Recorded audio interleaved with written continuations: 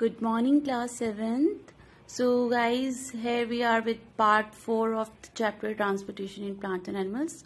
Hope you will enjoy this video also. And if you will have any doubt, you can ask me in comment section. So बेटा अब हम बात करेंगे different terms that is related to urine formation. Ammonotelic, ureotelic, uricotelic, क्या है ये सब? सी, जो बेटा प्रोटीन्स होते हैं हमारी बॉडी में वो डाइजेस्ट हो जाते हैं और नाइट्रोजनस वेस्ट प्रोड्यूस करते हैं. जो नाइट्रोजनस वेस्ट है ये मेन वेस्ट होता है एनिमल्स में, जो कि डिफरेंट फॉर्म्स जो हैं उनमें चेंज होता है डिफरेंट एनिमल्स में. नाइट्रोजनस वेस्ट जिसमें कि ammonia which is a main product, ammonia रहता है, यूरिया एंड यूरिक एसिड, ये तीन मेन जो प्रोडक्ट्स रहते हैं. Based on the type of nitrogenous waste, nitrogenous waste का क्या टाइप है, उसमें अमोनिया है, यूरिया है या यूरिक एसिड है, उसी के बेसिस पे एनिमल्स जो है उन्हें तीन कैटेगरीज में डिवाइड किया हुआ है. ठीक है. अमोनोटैलिक, अमोनोटैलिक एनिमल्स हम किन्हें कहते हैं? नाम से ही लग रहा है ना, वो एनिमल्स जिनके वेस्ट में जो मेन नाइट्रोजनस वेस्ट होता है वो अमोनिया होता है, उन्हें हम अमोनोटैलिक कहते हैं. A lot of water is required for removal of ammonia. Ammonia को रिमूव करने के लिए बहुत सारे वाटर की जरूरत होती है. अब एक्वाटिक एनिमल्स मतलब पानी में रहने वाले जितने भी एनिमल्स हैं, जैसे कि फिशेज हैं, फ्रॉग्स हैं, ये सब अमोनोटैलिक होते हैं क्योंकि इन्हें काफी वाटर रहता है इनके पास अमोनिया वेस्ट करने के लिए. Right, that means they excrete ammonia that directly dissolves in water. इसका मतलब क्या हुआ कि वो डायरेक्टली अमोनिया जो है वो एक्सक्रीट करते हैं जो कि वाटर में जाकर घुल जाता है. ठीक है. अब हम बात करते हैं यूरियोटैलिक एनिमल्स की. अब वो एनिमल्स जिनके अंदर मेन नाइट्रोजनस वेस्ट कौन सा है? यूरिया. राइट, तो वही जो एनिमल्स है यूरियोटैलिक कहलाते हैं. अच्छा, अब जो यूरिया है उसे एक्सक्रीट करने के लिए कंपैरेटिवली कम पानी चाहिए होता है. ठीक है. तो जो मैमल्स हैं, मैमल्स आप जानते हैं ना कौन है? मैमल्स वो होते हैं जो अपने बच्चों को फीड करते हैं. राइट, तो मैमल्स जो मैमल्स हैं जिनमें ह्यूमन बींग्स भी आ जाते हैं, इनको यूरियोटैलिक कहते हैं, यानी कि ये एक्सक्रीट करते हैं यूरिया. अब हम बात करेंगे यूरिकोटैलिक एनिमल्स की. तो नेक्स्ट टर्म है यूरिक एसिड. तो यूरिक एसिड जो है ये मेन नाइट्रोजनस वेस्ट है इन एनिमल्स में. ठीक है. तो जो रिमूवल है यूरिक एसिड का उसमें बहुत कम अमाउंट चाहिए होता है वाटर का. ठीक है. तो जो रेप्टाइल्स हैं जैसे कि लीजर्ड है, क्रोकोडाइल है, टर्टल है, स्नेक्स हैं, ठीक है, तो या फिर बर्ड्स हैं, ये सब यूरिकोटैलिक होते हैं. ये यूरिक एसिड एक्सक्रीट करते हैं जो कि सेमी सॉलिड फॉर्म में होता है, उसमें बहुत कम अमाउंट में वाटर की रिक्वायरमेंट होती है, बहुत कम. ठीक है. तो आई होप ये आपको अच्छी तरह क्लियर हो गया. Okay. So guys, now we will discuss about transportation of substances in plants. जो प्लांट्स हैं उनमें किस तरीके से सब्सटेंसेस जो है वो ट्रांसपोर्ट होते हैं, इस बारे में हम पढ़ेंगे. तो बेटा आपको याद होगा हमने पढ़ा था कि जो प्लांट्स होते हैं उनकी जो रूट्स होती हैं अंडरग्राउंड होती हैं, और उन्हीं रूट्स के थ्रू वाटर और मिनरल्स जो होते हैं वो पहुंचते हैं प्लांट की शूट सिस्टम में, यानी कि स्टेम से होते हुए सभी लीव्स, फ्लावर्स हर जगह पहुंच जाते हैं. ओके. और हमने ये भी पढ़ा था कि जो प्लांट्स के जो पत्ते होते हैं, जो लीव्स होती हैं, वो ही सनलाइट की मदद से फोटोसिंथेसिस के जरिए फूड प्रोडक्शन करती हैं, और वही फूड जो है प्लांट की ग्रोथ के लिए भी यूज होता है. वो फूड जड़ों तक यानी रूट्स तक भी आता है, रूट्स की भी आगे ग्रोथ करता है. राइट. और उन्हीं जो फूड्स, वेजिटेबल्स को मतलब प्लांट्स के पार्ट्स को खाकर हम जितने एनिमल्स हैं वो जिंदा रहते हैं. सो बेटा हम जैसे मैंने आपको बताया लीव्स फूड प्रोडक्शन करती हैं और वही फूड जो है प्लांट की ग्रोथ के लिए यूज होता है, और वही जो प्लांट के पार्ट्स खाकर हम एनिमल्स को एनर्जी मिलती है ना. वो सारा ट्रांसपोर्टेशन का सिस्टम जो होता है प्लांट में, उसके बारे में हम यहाँ स्टडी करेंगे. Plants make their own food. So plants make their own food by the process of photosynthesis. तो दैट इज वेरी क्लियर कि प्लांट्स अपना खाना खुद बनाते हैं फोटोसिंथेसिस के जरिए. रूट्स जो होती हैं वो वाटर एब्जॉर्ब करती हैं और मिनरल्स को, राइट, फ्रॉम द सॉइल, मिट्टी में से वाटर एंड मिनरल्स जो है रूट्स एब्जॉर्ब करती हैं और फिर उनको ट्रांसपोर्ट करती हैं लीव्स तक. लीव्स तक पहुंचाती हैं, राइट। जो रूट्स हैं जब वो वाटर एंड मिनरल एब्जॉर्ब कर लेते हैं तो शूट से होते हुए लीव्स तक ये वाटर पहुंचता है जिसमें मिनरल्स जो है वो डिसॉल्व होते हैं। कैन यू उसके बाद लीव्स जो हैं with the help of sunlight and carbon dioxide synthesize food for plants. फिर जैसे कि आपको बताया गया जो लीव्स है वो सनलाइट का यूज करके कार्बन डाइऑक्साइड और वाटर का यूज करके फूड प्रोडक्शन करती हैं। और ये काम कौन करता है? ये जो लीव्स हैं उनके अंदर जो क्लोरोफिल नाम का पिगमेंट है वो ही ये काम कर पाता है। And this is the only reason कि सिर्फ प्लांट्स ये कर सकते हैं, क्योंकि क्लोरोफिल हम में तो होता नहीं है, इसलिए हमारी बॉडी में ये नहीं हो सकता। Only plants can do this. Can you state how does this food is transported to different parts of the plant. अब बेटा ये जो फूड बन गया है अब ये प्लांट्स के डिफरेंट पार्ट्स में कैसे पहुंचेगा, क्या आप बता सकते हैं? इसी को हम डिटेल में इसमें पढ़ने वाले हैं, ठीक है। Transport in plants occurs at 3 levels. हमने 3 लेवल में डिवाइड किया इस ट्रांसपोर्टेशन को। फर्स्ट लेवल में क्या होता है? फर्स्ट लेवल बेटा सेल्यूलर ट्रांसपोर्टेशन है, सेल्यूलर लेवल पर, जहां पर जो सॉल्यूट्स हैं और जो आयंस हैं ये ट्रांसफर होते हैं from one cell to another. इससे पहले बेटा आपको ये समझना पड़ेगा सॉल्यूट्स और आयंस क्या होते हैं, आपको इसे इस तरीके से समझना चाहिए। देखिए डिटेल्स में आप सीनियर क्लासेस में पढ़ेंगे, लेकिन फिलहाल आपको ये समझ लेना चाहिए जैसे कि आप कॉमन सॉल्ट लेते हैं ना, नमक खाते हैं, नमक का जो फॉर्मूला होता है वो होता है NaCl, सोडियम क्लोराइड। आप सीनियर क्लासेस में डिटेल में इस बारे में पढ़ेंगे, ठीक है। तो ये जो नमक है जो घरों में हम कॉमन सॉल्ट खाते हैं वो, तो ये 2 आयन से मिलकर बना है, sodium ion and chloride ion, इन्हीं को आयन्स कहा जाता है। तो ये जो मिनरल्स हैं बेसिकली आप उनको आयन समझिए कि जो मिनरल्स हैं उनकी बात हो रही है आयन्स की, तो आप इस तरीके से समझ सकते हैं। जब वाटर में वो मिनरल घुल जाते हैं तो वो आयन्स की फॉर्मेशन ले लेते हैं, इस तरह से चार्जेस में डिवाइड हो जाते हैं, आयन्स की फॉर्मेशन ले लेते हैं, बस इतना समझिए आप, ठीक है। और जो सॉल्यूट्स है वो भी जो पानी में घुली हुई चीजें हैं उन्हें सॉल्यूट कहते हैं। जैसे हम पानी में नमक घोल देते हैं तो नमक उस केस में सॉल्यूट होता है, पानी में चीनी घोल देते तो चीनी उस केस में सॉल्यूट होती है ना। तो यहाँ पर जो पानी में घुले हुए सॉल्यूट और आयन्स हैं उनकी बात हो रही है, ठीक है। तो आपको पता है जितनी भी लिविंग बीइंग होते हैं वो सेल्स से मिलकर बने होते हैं। जैसे कि एक घर छोटी छोटी ईंटों से मिलकर बनता है, ऐसे ही जो कोई भी लिविंग बॉडी है वो सेल से मिलकर बनती है। तो जब एक बार फूड प्रोडक्शन हो गया है तो वो जो फूड है वो one cell to another cell पहुंचेगा, एक सेल से दूसरे सेल में। तो ये फर्स्ट लेवल है, सेल्यूलर लेवल। ये जो टिपिकली कैसे होता है, this typically occurs through diffusion and osmosis. अब ऑस्मोसिस और डिफ्यूजन क्या है? In osmosis, water flows from an area of high solute concentration to an area of low solute concentration, whereas diffusion is the movement of particle from an area of high concentration to an area of lower concentration. ये बेटा आप ऐसे समझ सकते हैं, just assume आपके पास कुछ चने हैं, आप उन्हें पानी में भिगोते हैं तो क्या होता है, वो जो चने हैं वो जो पानी है वो चनों में एंटर कर जाता है, जिससे कि जो चने हैं वो फूल जाते हैं। ऐसे ही अगर हम अंगूर रखें या फिर ड्राई ग्रेप्स या कोई भी चीज हम वाटर में रखते हैं तो वाटर उनमें एब्जॉर्ब हो जाता है। ये कैसे हो पाता है? ये ऑस्मोसिस के जरिए हो पाता है। ऑस्मोसिस क्या है बेटा? देखो अगर मैं बात करूं, मान लीजिए मैंने बात की चनों की ही हम बात कर लेते हैं, ये चने हैं ये। अब इसके अंदर जो है वाटर का कंटेंट क्या है, कम है ना एज कंपेयर टू, मान लीजिए ये ग्लास ऑफ वाटर, ये 1 ग्लास ऑफ वाटर है मेरे पास, कुछ भी मान लीजिए बाउल है, ग्लास है, इसके अंदर हमने चने रखे हैं। अब ये जो चनों के अंदर पानी है ऑब्वियसली कंपैरेटिवली कम है as compare to the amount of water in the glass. तो अब क्या होगा ना, जहां पानी के मॉलिक्यूल्स कम है उस तरफ वाटर मॉलिक्यूल्स एंटर करते हैं, ठीक है।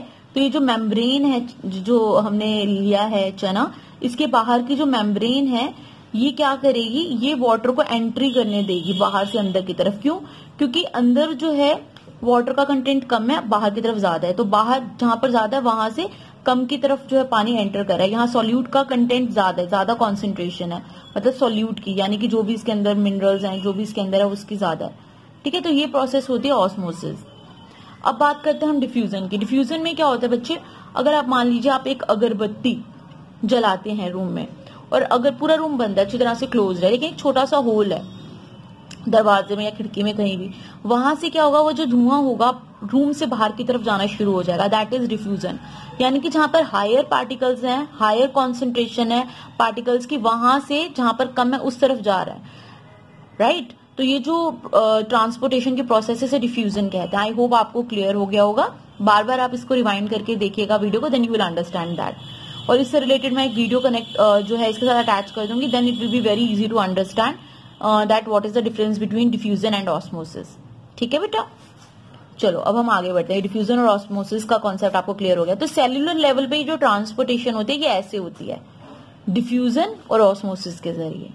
ठीक है ना। देखो ऑस्मोसिस में कुछ नहीं करना पड़ा, पानी जो है जहां पर ज्यादा था वहां से कम की तरफ गया, आराम से गया। ऐसे ही डिफ्यूजन में भी ऐसे अपने आप ट्रांसपोर्टेशन हो रही है।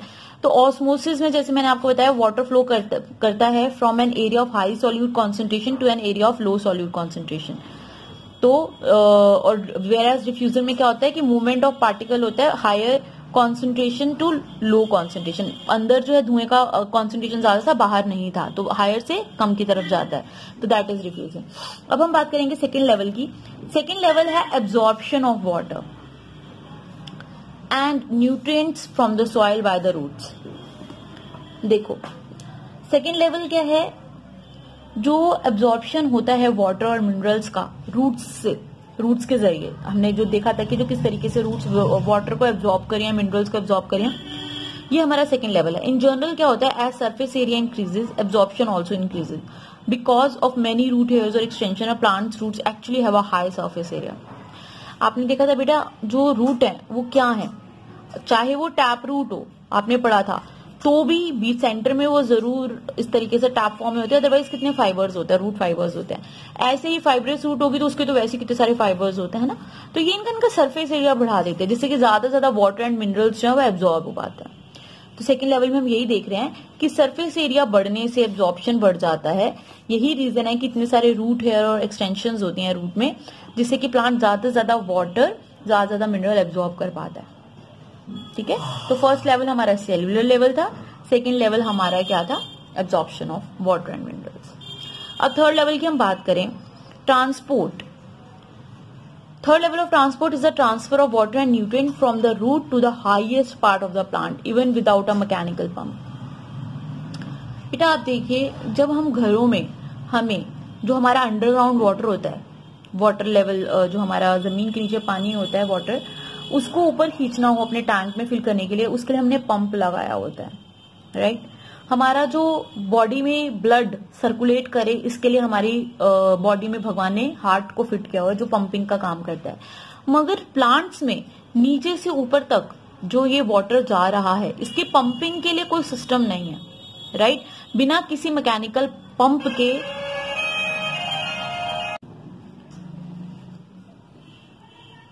तो this is made possible through a process called transpiration.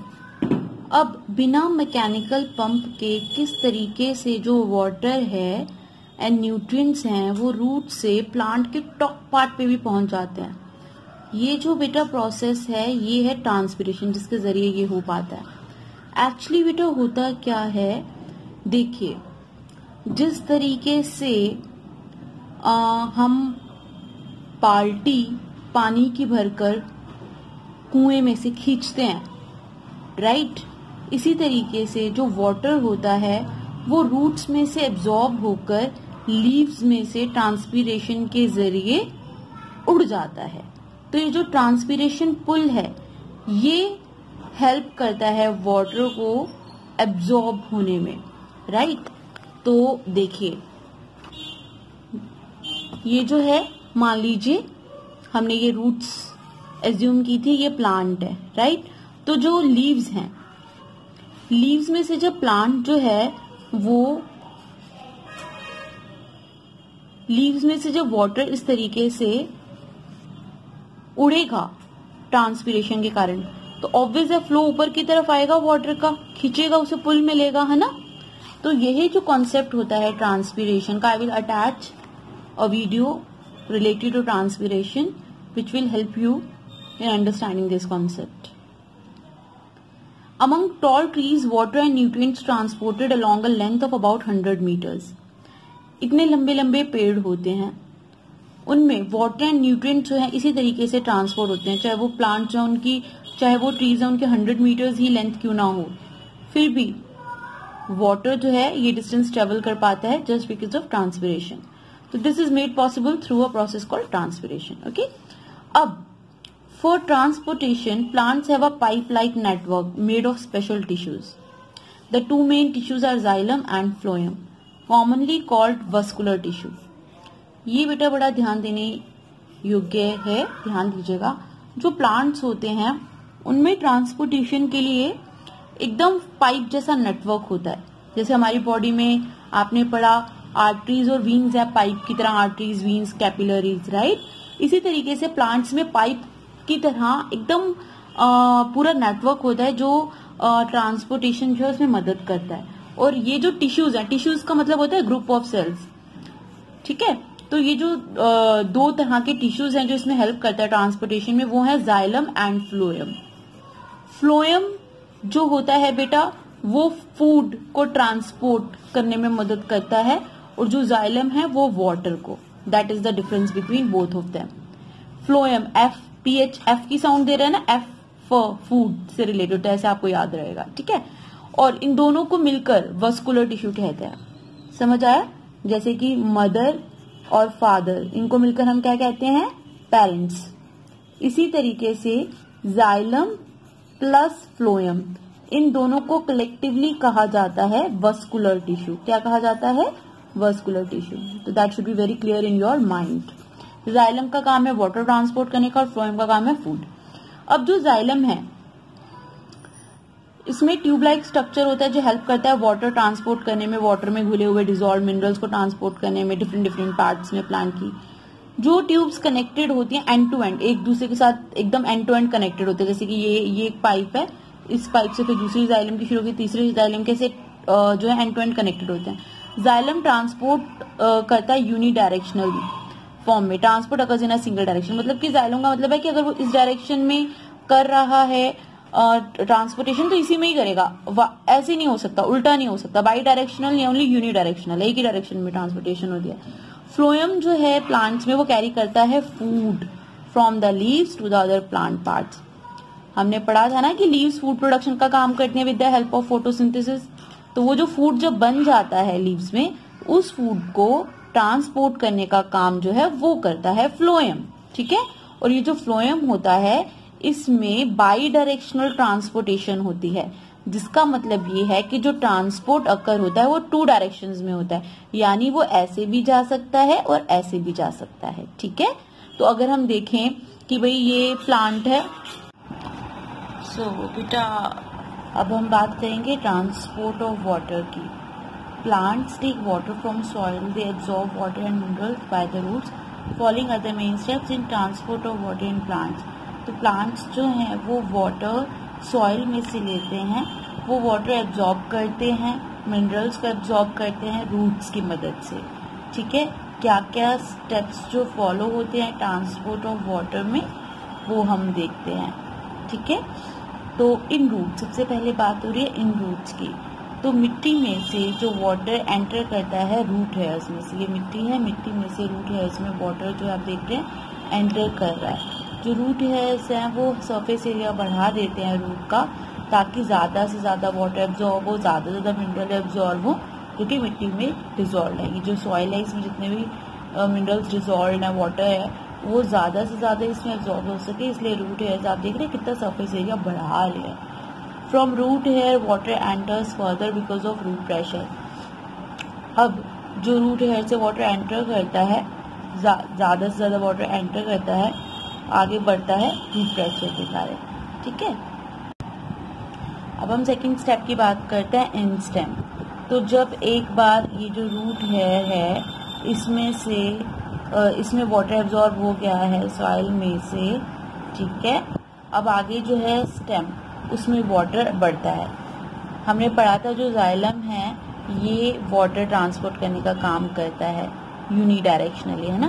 तो एक जाइलम है, ये कॉन्टिन्यूअस नेटवर्क बनाता है जो कनेक्ट करता है रूट को लीव्स के साथ. ठीक है, स्टेम के जरिए. आपने लास्ट वीडियो में वो वीडियो देखी होगी किस तरीके से जो स्टेम है वो उसमें जाइलम है और जाइलम कॉन्टिन्यूसली कनेक्टेड होता है लीव्स तक, और जो वाटर है सीधा लीव्स तक पहुंचता है, चाहे हाइट कितनी भी हो प्लांट की, कितनी भी हाइट हो ट्री की, वो जो वाटर है सीधा जाइलम के थ्रू रूट हेयर से लीव्स तक पहुंच जाता है।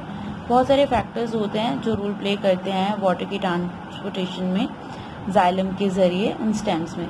जो फ्लूइड है जिसके अंदर वाटर होता है और डिजॉल्व न्यूट्रिएंट्स होते हैं, इसे सैप कहा जाता है। वो जो फ्लूइड बन जाता है ना जिसमें पानी के साथ साथ न्यूट्रिएंट्स, जो सैप कहते हैं। इसीलिए ये जो जाइलम में वाटर ट्रांसपोर्ट होता है लीव्स तक, इसको एसेंट ऑफ सैप भी कह देते हैं। एसेंट का मतलब ऊपर चढ़ना सैप का, ठीक है। उसके बाद बारी आती है ट्रांसपिरेशन की। ट्रांसपिरेशन की बात करते हैं। ट्रांसपिरेशन क्या है? प्लांट्स जो हैं वाटर एब्जॉर्ब करते हैं, मिनरल्स एब्जॉर्ब करते हैं सॉइल में से। कुछ जो वाटर होता है वो फूड फॉर्मेशन में यूज हो जाता है। एक्सेस वाटर जो है वो लीव्स के जरिए एक्सपेल निकल जाता है। होता क्या है बेसिकली, बहुत छोटे छोटे पोर्स होते हैं लीव्स की सरफेस पे, जिन पोर्स को स्टोमेटा कहते हैं। वाटर वेपर कॉन्टिन्यूसली स्टोमेटा में से रिमूव हो जाते हैं डे टाइम में। जैसे कि हमने लास्ट वीडियो में भी देखा था कि जो स्टोमेटा डे टाइम में कैसे ओपन होते हैं, उसमें से वाटर जो है वो रिलीज हो जाता है। रिमूवल ऑफ वाटर वेपर जो है प्लांट में से, इस प्रोसेस को ट्रांसपिरेशन कहते हैं। ये एक खिंचाव, एक पुल क्रिएट करता है जाइलम टिश्यूज में, और जो पुल है इस पुल को ट्रांसपिरेशन पुल कहते हैं। यहाँ से वाटर उड़ता रहता है और ये पुल मिलता है और पानी आगे आगे बढ़ता रहता है, ठीक है। ट्रांसपिरेशन पुल एक संक्शन इफेक्ट, एक खिंचाव जो है एक इफेक्ट देता है वाटर कॉलम पे जाइलम के अंदर। ये जो पुल है ये सेम होता है जो प्रोड्यूस होता है जब हम देखते हो जब हम कोल्ड ड्रिंक पीते हैं, राइट, तो हम पाइप से पानी खींचते हैं स्ट्रॉ के जरिए, राइट। तो बिल्कुल ऐसा ही होता है, ये लीव से पानी उठता रहता है और पानी ऐसे खींचता चला जाता है, right. This suction effect can pull water to great height, और यही संक्शन इफेक्ट होता है जिससे कि वाटर काफी ऊंची ऊंची हाइट्स तक पहुंच जाता है।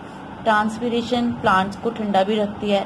ड्यूरिंग नाइट ट्रांसपिरेशन रुक जाते हैं। आपने देखा था ना कैसे जो स्टोमेटा है रात को बंद हो जाती है, इसलिए ट्रांसपिरेशन रुक जाती है।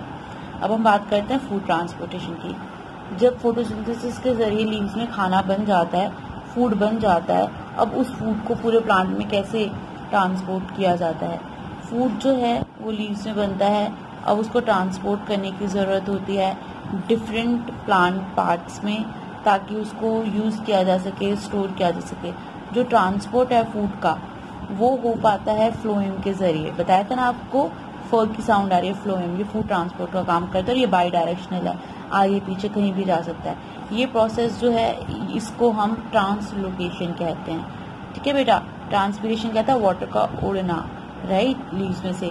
ट्रांसलोकेशन क्या है? लीव्स से फूड का ट्रांसपोर्ट होना पूरी बॉडी में प्लांट की। कुछ बायोलॉजिकल फोर्स जो है वो यूज होते हैं फूड के ट्रांसपोर्टेशन में प्लांट्स में, ठीक है। तो ये तो था ट्रांसपोर्टेशन ऑफ फूड। अब हम बात करते हैं बेटा एक्सक्रीशन इन प्लांट्स। प्लांट्स में भी तो वेस्ट होता है ना, जैसे कि एनिमल्स में होता है। तो हमने देखा था एनिमल्स में कैसे वो निकलता है, एक्सक्रीट होता है किडनीज के जरिए, है ना। अब हम बात करेंगे प्लांट्स में कैसे एक्सक्रीट होता है waste. Unlike animals, plants have no special organ for removal of waste. अब एनिमल्स में तो स्पेशल ऑर्गन थे वेस्ट को रिमूव करने के लिए, लेकिन प्लांट्स में ऐसा कोई स्पेशल ऑर्गन नहीं होते हैं, ठीक है। तो जो वेस्ट प्रोडक्ट होता है रेस्पिरेशन का और फोटोसिंथेसिस का, वो as a raw material use हो जाता है फॉर ईच अदर, एक दूसरे के लिए। रॉ मटेरियल मतलब कच्चे माल की तरह यूज कर लेते हैं ये एक दूसरे के। जैसे ऑक्सीजन गैस प्रोड्यूस जो होती है फोटोसिंथेसिस में एज अ बाई प्रोडक्ट, उसको यूज किया जाता है during respiration. And carbon dioxide जो प्रोड्यूस होती है ड्यूरिंग रेस्पिरेशन, उसे यूज किया जाता है फोटोसिंथेसिस के दौरान। तो इसमें जो भी वेस्ट होता है फोटोसिंथेसिस का वेस्ट रेस्पिरेशन में यूज हो जाता है प्लांट में, और रेस्पिरेशन का वेस्ट फोटोसिंथेसिस में यूज हो जाता है प्लांट में, ठीक है। एक्सक्रीशन जो है वो कैरी आउट होती है प्लांट में इन तरीकों से।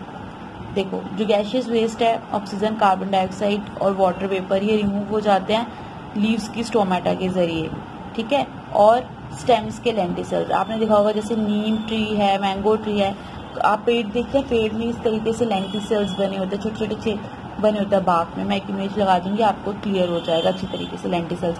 तो ये जो बार्क होती है, जो स्टेम के ऊपर का छिलका होता है बड़े बड़े पेड़ों का, उसमें ऐसे होते हैं लेंटिसल्स जिसमें से रिमूव हो जाते हैं, ठीक है। बाकी जो स्टोमेटा होता है लीव्स का, वहां से रिमूव हो जाता है। अब कुछ वेस्ट प्रोडक्ट जो होता है वो लीव्स में कलेक्ट हो जाता है, और जो ट्रीज की बार्क होती है उसमें कलेक्ट हो जाता है। When the leaves and barks are shed, जब वो लीव्स गिर जाती हैं और बार्क भी गिर जाती है तो वेस्ट भी साथ में गिर जाता है. Some waste product are rendered harmless and then stored in plant body. कुछ वेस्ट होता है ना, इतना नुकसान ही नहीं करता प्लांट को, तो वो प्लांट बॉडी में स्टोर रहता है सॉलिड बॉडीज की तरह, जैसे कि raphides, tannins, resins, gum, latex, rubber and essential oils and such waste. जैसे कि जो हमने नाम बात किया रैफिड्स, टैनिन्स, रेजिन्स, ये गम, लेटेक्स, रबर है, ये एसेंशियल ऑयल्स हैं. ये कुछ वेस्ट ही हैं जो उन्हें प्लांट में स्टोर रहते हैं, उनका कोई नुकसान नहीं होता प्लांट का. ठीक है बेटा, तो यहाँ पे हमारा ये चैप्टर खत्म होता है. और कोई डाउट हो तो आप पूछ लीजिएगा कमेंट सेक्शन में. ठीक है. सो बेटा अब आप देखिए इस प्लांट को, राइट. इसमें ग्लूकोज फॉर्मेशन हो चुकी है, ये येलो डॉट से शो हो रहा है, और ये ग्लूकोज पूरी प्लांट बॉडी में डिस्ट्रीब्यूट हो रहा है थ्रू फ्लोएम. देख रहे हो, बाई डायरेक्शनल, ऊपर भी जा रहा है नीचे भी आ रहा है, राइट. तो in that way phloem works. Shoot तक भी पहुंच रहा है, रूट तक भी पहुंच रहा है. ये देखिए यहाँ क्लियरली शो किया गया है, ये जो रेड कलर में है ये फ्लोएम है, राइट. और ये ब्लू कलर में जाइलम है, राइट. जाइलम में वाटर ट्रांसपोर्ट होता है एक ही डायरेक्शन में, फ्लोएम में फूड ट्रांसपोर्ट होता है दोनों डायरेक्शन में. और फ्लोएम के साथ ये जो ग्रीन एरिया दिखाया है ये लीव्स है. लीव्स में फूड फॉर्मेशन होता है ना, ग्लूकोज फॉर्मेशन. तो वो देख रहे हो येलो येलो डॉट्स जो है, ग्लूकोज बन चुका है, वो आ रहा है फ्लोएम में एंट्री कर रहा है. फ्लोएम में एंट्री, ये जो सीव ट्यूब मेम्ब्रेन दिखाई है और सीव प्लेट, ये सब फ्लोएम के ही पार्ट हैं. आपको इतना डेप्थ में जाने की जरूरत नहीं है, बस आप ये देखिए कि ग्लूकोज एंटर कर रहा है फ्लोएम में और उसके थ्रू पूरी जो है प्लांट बॉडी उसमें ट्रांसलोकेट होता है. पूरी बॉडी में जो है वो फूड जो है अच्छे तरीके से डिस्ट्रीब्यूट होता है. ठीक है. अब ये देखिए जो जाइलम में ये जो ब्लू मॉलिक्यूल्स दिख रहे हैं आपको, ब्लू ब्लू, ये ट्रैवल कर रहा था ना वाटर ऊपर की तरफ, इसमें से कुछ वाटर जो है ये मिक्स हो रहा है फ्लोएम में, दिख रहा है एंट्री कर रहा है. और ये जो वाटर है फिर इसके साथ जो फूड है उसके साथ मिलकर जो है पूरी प्लांट बॉडी में डिस्ट्रीब्यूट होगा.